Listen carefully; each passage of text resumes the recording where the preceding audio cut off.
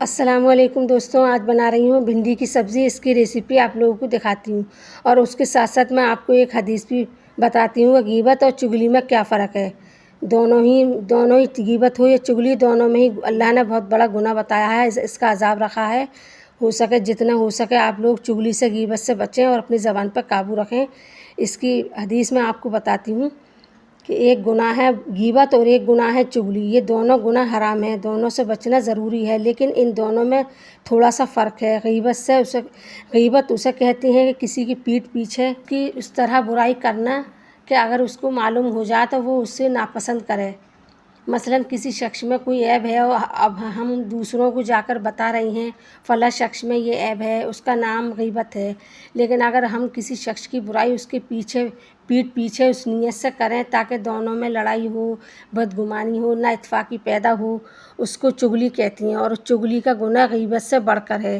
اس لیے غیبت میں تو صرف دوسروں کی برائی مقصود ہوتی ہے، لیکن چغلی میں تو برائی کے علاوہ یہ بھی مقصود ہے کہ ان دونوں کے درمیان لڑائی ہو اور ان دونوں کے درمیان جو دوستی اور محبت تعلق ہیں وہ ختم ہو جائیں۔ مثلاً ساس نے بہو کی باتیں سسر کے سامنے یا اس کے شوہر کے سامنے لگائیں۔ اب شوہر بیوی سے خفا ہو رہا ہے اور سسر بھی بہو سے بدگمان ہو رہا ہے، یہ چغلی ہے اور حرام ہے، اور آج کل یہ مسئلہ عام ہے اور ہر گھر کا مسئلہ ہے۔ ایک گھر نہ جو ساس اور بہو، سسر، شوہر، ان چاروں افراد میں مشتمل ہے، لیکن چاروں ایک دوسرے سے کٹے ہوئے ہیں، اس لیے کہ چاروں میں چغلی کی مصیبت میں مبتلا ہیں۔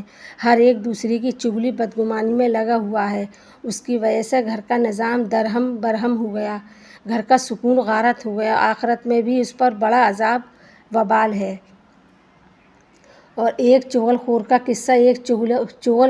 قصہ یاد آیا۔ ایک شخص نے بازار میں دیکھا کہ ایک شخص اپنا غلام بیچ رہا ہے اور یہ آواز بھی لگا رہا ہے کہ بہت اچھا غلام ہے، اس کے اندر اس کے علاوہ کوئی عیب نہیں ہے، بس ایک کبھی کبھی چغلی کھاتا ہے۔